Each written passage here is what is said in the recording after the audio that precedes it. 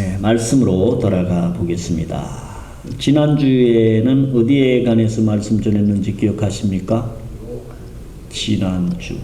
네, 요한계시록 몇 장? 6장.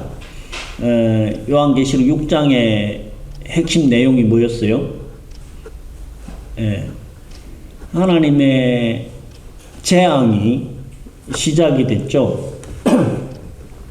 제일 첫 번째 재앙이 뭐였어요? 네, 인재앙이죠. 인재앙. 두 번째 재앙은 뭐예요? 나팔재앙이죠. 나팔재앙. 마지막 세 번째 재앙이 대접재앙, 금병재앙이라고도 하는데 6장에서는 인재앙은 몇 번째까지 있어요? 몇 번째? 재앙은 전부 다 7번째까지 다 있어요. 7번째. 인재앙, 나팔, 대접재앙도 다 7번째까지 있거든요. 요한계시록 6장은 인재앙 몇 번째까지 기록이 되어 있었어요? 6번째까지. 예. 계시록 6장은 6번째까지의 재앙이 기록이 되어 있습니다. 첫 번째 재앙에서는 뭐가 나타났어요? 첫 번째 재앙에서는 흰말, 본격적인 재앙이 시작되면서 흰말이 나타났고, 두 번째는 무슨 말이 나타났나요? 두 번째 재앙은 인을 뗐을 때에 무슨 말이 나타났다고요? 붉은 말. 붉은 말의 상징은 뭐였어요?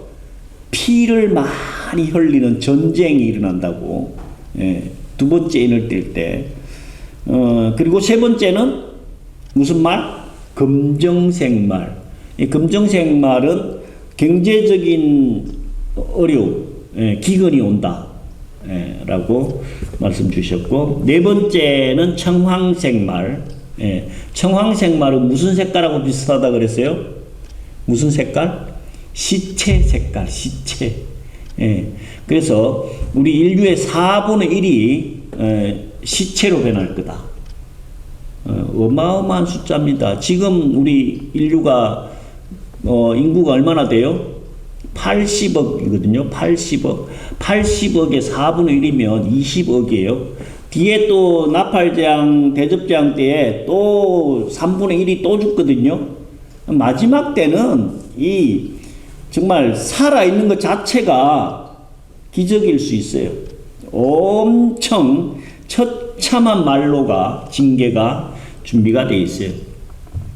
그리고 다섯째 인을 뗄 때는 무슨 내용이 있었나요? 순교자들이 언제까지 우리의 이 원한을 갚아주시지 않겠습니까? 그래서 제단 아래에서 무릎 꿇고 순교자들, 억울하게 죽은, 하나님 믿다가 죽은 그 순교자들이 하나님 앞에 탄원하는 장면이 다섯째 인을 뗐을 때고요. 여섯째 인을 뗐을 때는 어떤 상황이었어요? 큰 지진이 나고 해가 어두워지고 달이 핏빛같이 변하고 섬이 옮겨지고, 그래서 여섯째 재앙 때는 환경이, 별들이, 해달별 전체가 놀라운 변화가 일어나는 것이 여섯째 인을 뗐을 때 나타나는 징조였습니다.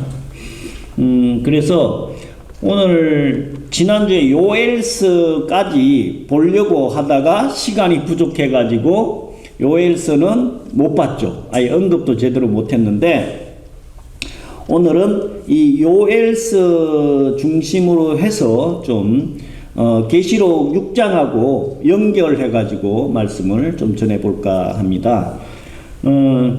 요엘서의 내용과 요한 계시록 6장의 내용, 계시록 전체하고도 연결이 되어 있지만 많이 비슷한 내용이 오버랩됩니다.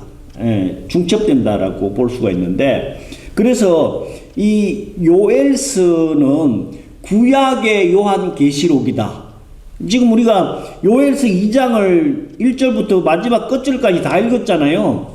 읽으면서 뭘 느꼈어요? 요엘서를 보면 하나님의 그 심판 마지막 때의 상황을 기록하고 있는데, 1절에 보면 시온에서 나팔을 불며 나의 성산에서 호각을 불어 이 땅 금인으로 다 떨게 할지니 이는 여호와의 날이 이르게 됨이니라. 이제 임박하였으니. 계속해서 반복되는 단어가 있어요. 뭔지 아십니까? 여호와의 날, 두렵고 떨리는 날, 마지막 심판의 날. 요엘서에서 계속 반복되는 단어가 여호와의 날이에요. 그 여호와의 날이 뭔 날일까요? 뭐 좋은 의미의 날이 아니고요. 여호와 하나님께서, 예수님께서 재림에 오는 그때를 말씀하고 있는 거예요. 그래서 이 여호와의 날이 임박했다. 요엘 선지자는 주전 거의 호세아 선지자, 아모스 선지서하고 중간 사이에 있는 말씀인데, 정확한 어떤 기록 연대나 시기가 나타나 있지는 않아요. 그래서 이 구약에 쓰여져 있지만은 마지막 종말의 때에 상황을 아주 상세하게, 무슨 사도 요한이 밤모섬에서 계시록을 작성한 것 같이 요엘 선지자가 마지막 때를 이렇게 기록하고 있는 성경이 이 구약 성경의 요엘서거든요. 그래서 그 마지막 때가 임박했다. 여호와의 날이 임박했다. 2절에 보면 곧 어둡고 캄캄한 날이요 빽빽한 구름이 낀 날이라. 새벽빛같이 산꼭대기에 덮인 것과 같으니 이는 많고 강한 백성이 이르렀음이라. 이 날은 이 같은 것이 자고 이래, 자고라고 되어 있어요. 지금 옛날부터, 옛날 성경이라 자고 이래로 없었고 이후 세세에 없으리로다. 전무후무하다라는 얘기죠. 마지막 심판 때 예수님께서도 이런 날이 전무후무할 거다. 그만큼 고난과 재앙이 심할 거다라고 말씀하고 있어요. 그래서 이 심판의 날, 마지막 때, 지금 우리가 살고 있는 이때는 뭐 마지막이 나름 징조는 계속 보여지고 있지만 설마 마지막이 올까? 그런 생각을 할지도 모르겠지만, 지난주 오후에 영상 보여드렸죠? 집에서 보셨나요? 이 정말 기술의 발달, 특히 휴머노이드, 로보트가 이제는 이 통제할 수 있는 장치가 안 된다고 하잖아요. 지난 영상에서 제가 지난주 오후에 보여준 영상. 그래서 기술이 문명이 계속 발달하는 것이 지금은 좋은 것 같지만 나중에는 엄청난 재앙으로 다가올 거라는 거예요. 그건 어떤 기술적인 부분이고, 자연 환경. 어제 뉴스에 인도의 그 온도 기온이 너무너무 올라가지고 몇 도까지 올랐대요? 49도, 50도. 그 찜질방의 온도도, 목욕탕 물 온도는 몇 도 정도 돼요? 40도 전후거든요. 그 물론 이제 그 습한 부분이지만 건식하고 좀 차이는 있겠지만, 야, 이 사람 살고 있는 지역이 기온이 50도를 육박을 해버리니까 9명이 죽고 수만 명이 열 질환을 앓고,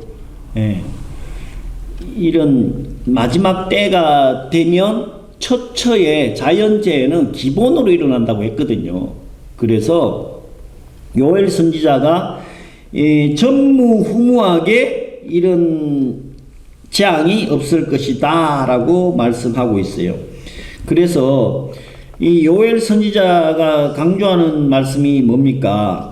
11절에 보면 여호와께서 그 군대 앞에서 소리를 발하시고 그 지는 심히 크고 그 명령을 행하는 자는 강하니 여호와의 날이 크고 심히 두렵도다. 당할 자가 누구이랴. 네. 하나님께서 본격적으로 징계를 하시면 그 앞에 살아날 자, 당할 자가 없다는 거예요. 네. 그래서 12절에는 여호와의 말씀에 너희는 이제라도 금식하며 울며 애통하고 마음을 다하여 내게로 돌아오라 하셨나니. 요엘서의 핵심 구절이라고 볼 수 있어요. 뭐 하라는 거예요? 이제라도 금식하고 울며 애통하며 마음을 다해서 내게로 돌아오라. 예. 이 요엘서를 쓴 시기가 정확하게는 나와 있지는 않지만 호세아서나 아모스 앞뒤에 있는 말씀을 보면 북이스라엘이 멸망하기 직전의 상황이거든요. 예. 우상숭배, 타락, 하나님을 떠나버린 이스라엘 민족에게 당할, 결국은 이 말씀을 안 들어가지고 어떻게 됐어요?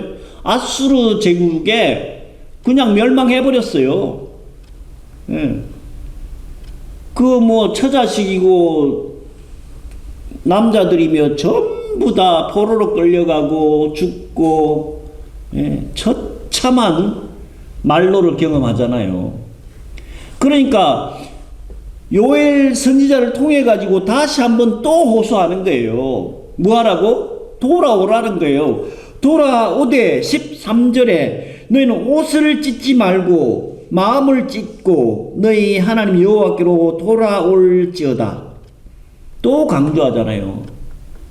옷을 찢는다라는 말씀은 형식적으로 그 이스라엘 민족들은 열받으면 막 The Passion of Christ 보니까 그 제사장이 자기 옷을 확 찢잖아요. 예. 그리고 금식하고 회개할 때도 옷을 찢고 재를 뒤집어 쓰고, 그렇게 회개를 했는데 그 형식적인 옷 찢는 거 말고 진짜로 마음을 찢고 여호와 하나님께로 돌아와라. 진정으로 돌아와라. 그러면서 하나님의 그 특성, 속성인 그는 은혜로우시며 자비로우시며 노하기를 더디하시며 인애가 크시사 뜻을 돌이켜 재앙을 내리지 아니하실나니 주께서 혹시 마음과 뜻을 돌이키시고 그 뒤에 복을 끼치사 너희 하나님 여호와께 소제와 전제를 드리게 하지 아니하실런지 누가 알겠느냐. 네.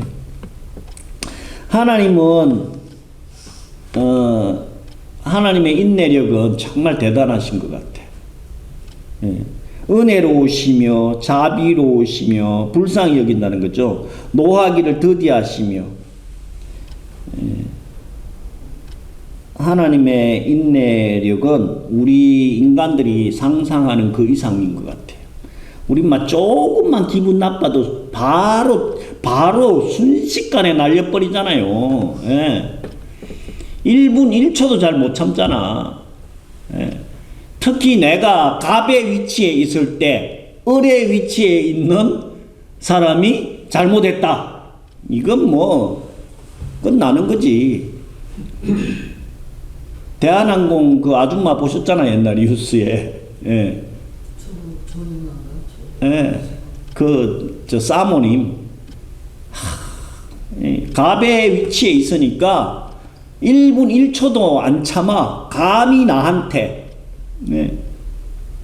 그건 뭐 그분들 얘기뿐만 아니라 언제든 우리도 그 처지나 상황이 될 수도 있다는 얘기거든요.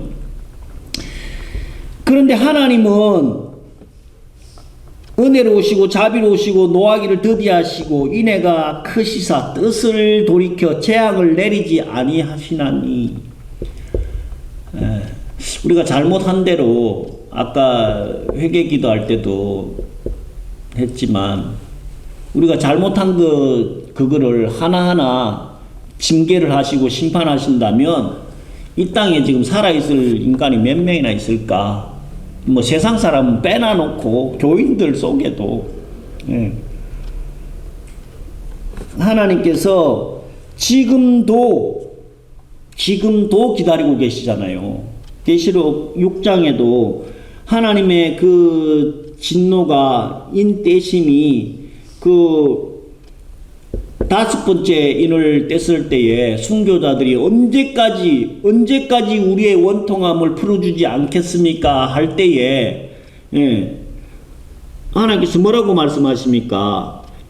죽임 당한 영혼들 그 수가 차기까지 기다린다라고 11절에 말씀하고 있거든요. 하나님은 한 영혼이라도 끝까지 기다리고 회개하고 돌아오기를 지금도 기다리고 계신 거예요. 그래서 지금 요엘서를 쓴 이 시기부터 시작해가지고 사도 요한이 계시록 쓴 거, 지금 사도 요한 기준으로 보면 2000년이 지났거든요. 그래도 지금도 기다리셔. 왜 그럴까요? 여기 13절에 말씀하신 대로 하나님은 은혜로우시고 자비로우시고 노하기를 더디하신다. 자식이 잘못했을 때에 부모 입장에서 저게 언제나 깨닫고 돌아올까 속이 터지고 열이 받아도 계속 기다리고 기도하잖아요. 그러지 않아요? 우리 인간도 그런데 하나님께서는 더 왜 그래요? 이제 이 재앙이 본격적으로 시작이 돼버리면 끝이라니까. 재림에 오시면 그냥 끝나버리는 거예요. 그래서 하나님께서는 지금도 우리를 14절에 보면 주께서 혹시 마음과 뜻을 돌이키시고 그 뒤에 복을 끼치사 너희 하나님 여호와께 소제와 전제를 드리게 하지 아니하실는지 누가 알겠느냐. 요엘 선지자는 마지막 그 재앙이 되기 전에 지금이라도 기회가 있을 때 돌아와라 이렇게 말씀하고 있는 거예요. 그래서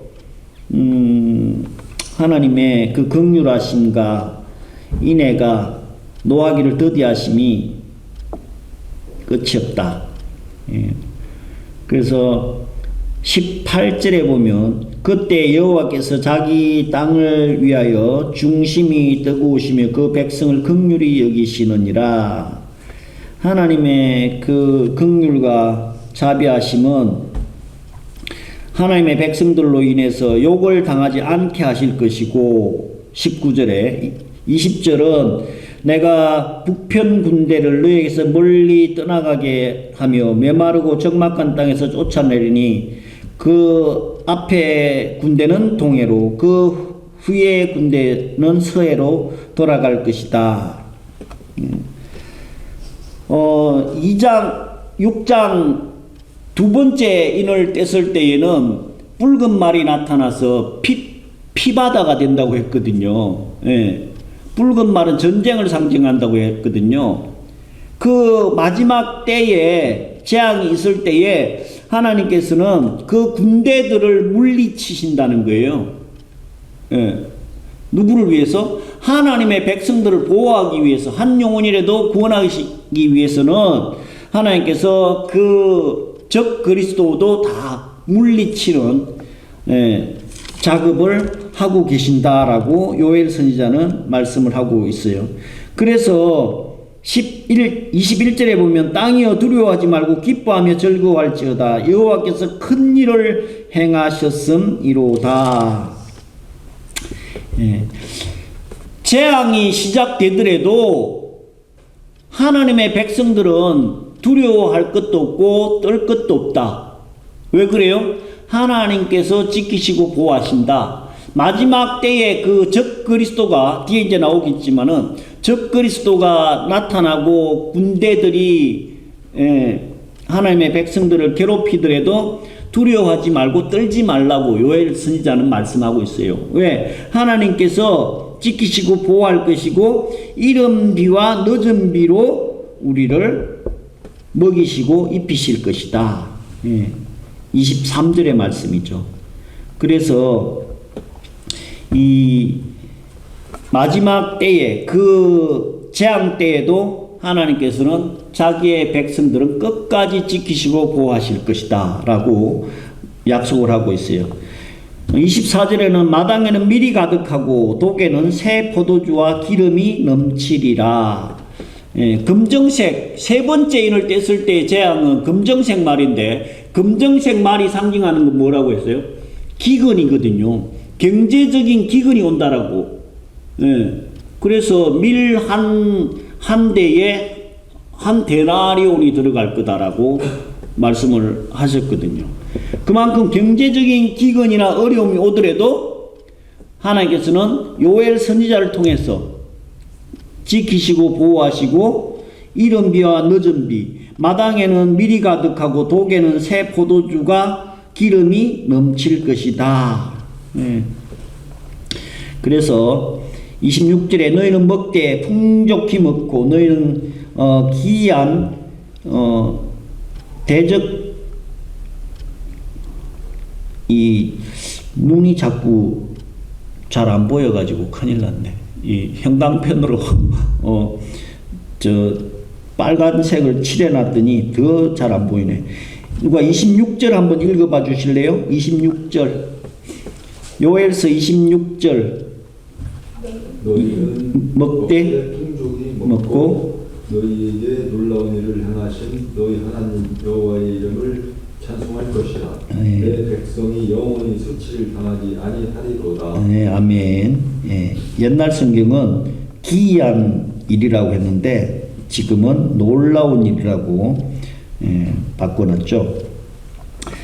마지막 때에 재앙이 있더라도 하나님께서 베푸시는 그 놀라운 일, 기이한 일, 기적 같은 일로 하나님께서 하나님의 자녀들을 보호해 주시겠다는 거예요. 그래서 영영이 수치를 당하지 않게 해줄 것이기 때문에 너희는 여호와 하나님을 찬양하고 경배하고 예배하라 이런 말씀이에요. 27절에도 그런즉 내가 이스라엘 가운데 있어 너희 하나님 여호와가 되고 다른 이가 없는 줄을 너희가 알 것이라. 내 백성이 영원히 수치를 당치 아니하리로다. 너무 희망적이지 않나요? 저번에도 말씀드렸지만 하나님의 그 재앙이 시작됐을 때에 살고 있을 인류 얼마나 고통스럽고 힘들까. 우리 뭐 내일이라도 오늘이라도 예수님께서 다시 오셔가지고 이 재앙이 심판이 시작이 되면 이 정말 누가 견딜 수 있을까라는 생각을 해보지만 하나님께서는 하나님 자녀들은 끝까지 지켜주신다는 요엘서를 통해서는 아주 희망적인 메시지를 주고 있습니다. 마지막 31절에 보면 여호와의 크고 두려운 날이 이르기 전에 해가 어두워지고 달이 핏빛같이 변하려니와. 여섯 번째 인을 뗐을 때의 상황이 어땠어요? 여섯 번째 인을 떼실 때에 해가 어두워지고 달이 핏빛같이 변하고 별들이 떨어지고 하늘은 종이가 말림같이 말려서 사라진다.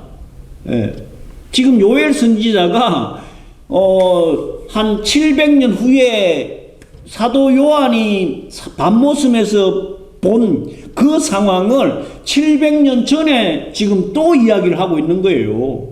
놀랍지 않아요? 여섯 번째 인을 뗐을 때의 상황이 그대로 지금 기록하고 있잖아요.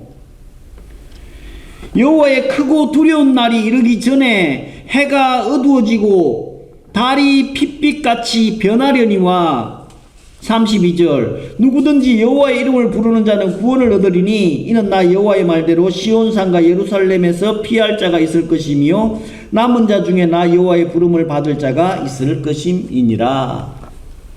네.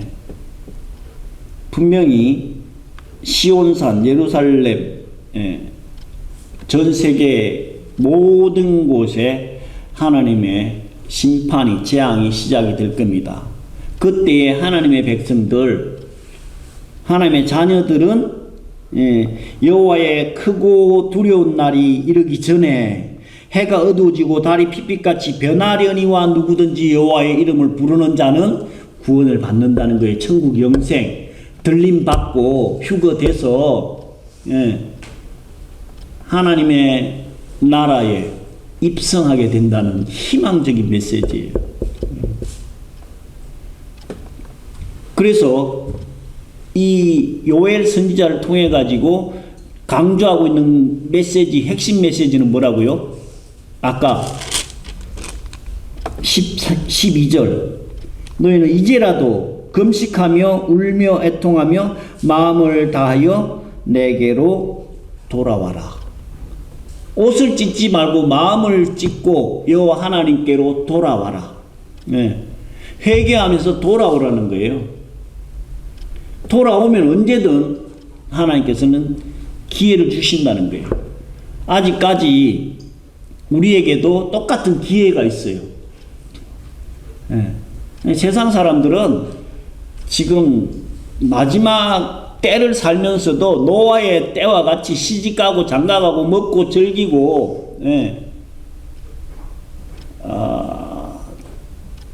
진짜 재앙이 시작되면 저들은 어떻게 될까 참 걱정스럽습니다.